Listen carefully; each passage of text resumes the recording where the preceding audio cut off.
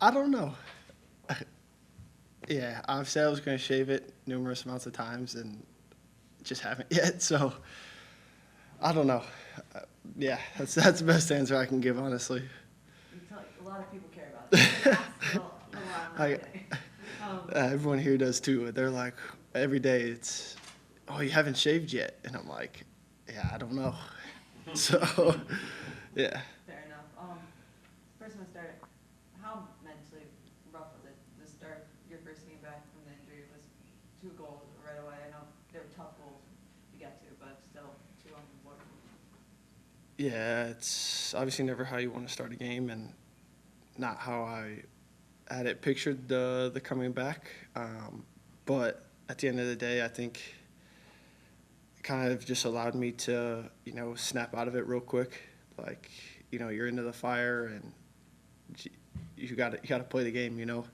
Um, but I think after I think that first 15 minutes, just myself and the team, we kind of just settled into it, and I think after that, you kind of saw what this team's capable of.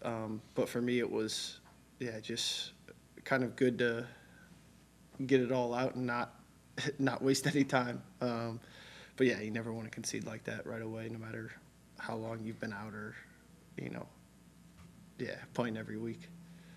What was the feeling like when you guys did end up winning that game? Yeah, obviously it's a lot of excitement, a lot of joy. That game means so much to the city, the fans, but to us, it's the two top teams, top of the table, going at it, rivalry game, and yeah, those are games you want to win, especially away from home. To be able to come back like that and win in that style, it definitely felt great. And what was the recovery process like for you during those 6 weeks? Just how are you feeling and everything?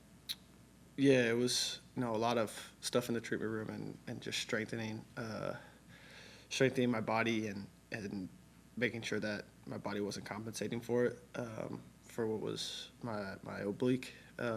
So yeah, just a lot of mental, just trusting the process and not getting carried away with wanting to be back on the field as much as I did, but just trusting the people that had a plan in place for me, and yeah, they got me back to feeling good again, and yeah, I'm grateful for them. What happened in Charlotte in that pregame? I wish I could tell you. I I dove and my oblique felt like a rubber band, just like popped. I don't even know what happened. I just dove, and it was probably the worst feeling I've experienced. Really? Yeah, yeah. I knock on wood. I haven't been injured. That was like my first serious injury, so that was but that was probably one of the worst pains I've been in. Just felt like a big cramp in your side. That wouldn't go away. Did you talk to other goalkeepers about it just to see if you could compare notes? Yeah, actually, it's crazy enough. Zach Steffen had a similar injury, kind of around that same time, and it was kind of nice to have him just to talk to, and you just kind of ask what he's been doing, how his process was, and his I don't think was as bad, but just to kind of get the comparisons and see how his treatment was compared to mine. Yeah, good. Well, we're glad you're back. Thank you.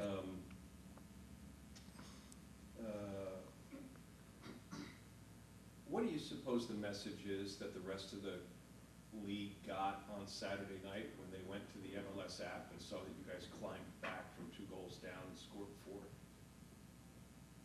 4? There's no quit in this team.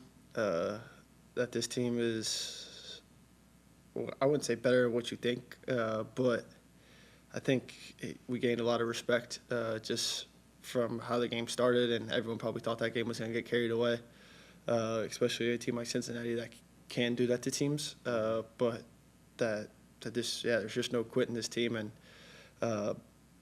we got a lot of dogs in that locker room, that's for sure. Mm-hmm. I'm working on this. I need you to support me on it. You got Diego Rossi, who has a hell of a resume in the league. And then you've got an X factor, who is everybody else who's not named Diego Rossi. Every one of the guys in the locker room is an X factor on any given game night. What do you think about that? Yeah, I think that's what's so good about this team. It doesn't matter. Doesn't matter who. You know, it's obviously, yeah, Diego's the guy that's, I don't even know how many goals and assists he has, but he's leading the charge. But it doesn't. It could be Jason. It could be, you know, Ibra. It could be Sean, like locking down, you know, their top player, or Cheba or Stevie. Like it doesn't matter. This team's, you know, built around so many pieces, and it's what makes this team so good. Yeah. Boy, no break. I mean, not in terms of days and training and rest, but then you got another team that features two really high-profile front runners. What's your expectation up against Surridge, Mukhtar, and Nashville? Yeah, they're a really good team. I think, you know, BJ Callahan's done a really good job with this group, kind of implementing his style. You know, I think they play a lot different than they have in years past, and they're a hell of a team. It's not going to be a easy task, and with those guys up front, but you know, that team's clicking right now, and they're playing really you know, exciting football. So it's gonna be another fun battle, just like it was Saturday night. You and Sean drove back from Cincinnati on Saturday night. Is there any part of the trip back that you'd like to share with us that would help us get a window into your lives? No, that's just my guy. No, it was good. Like, him and I are real close, and so yeah, it was just, you know, two friends driving back from Cincinnati together. That's really about it. No, that's all he told Me. us. You joke. Yeah. Just two friends back from Cincinnati. Were you guys celebrating, or like what were you doing? Were you talking about the game, or just kind of moved on?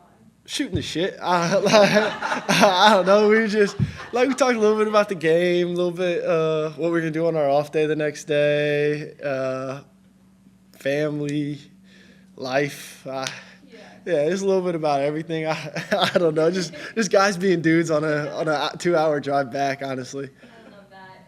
You guys are turning the page, but have you had those vibes from Saturday's game carry over into training?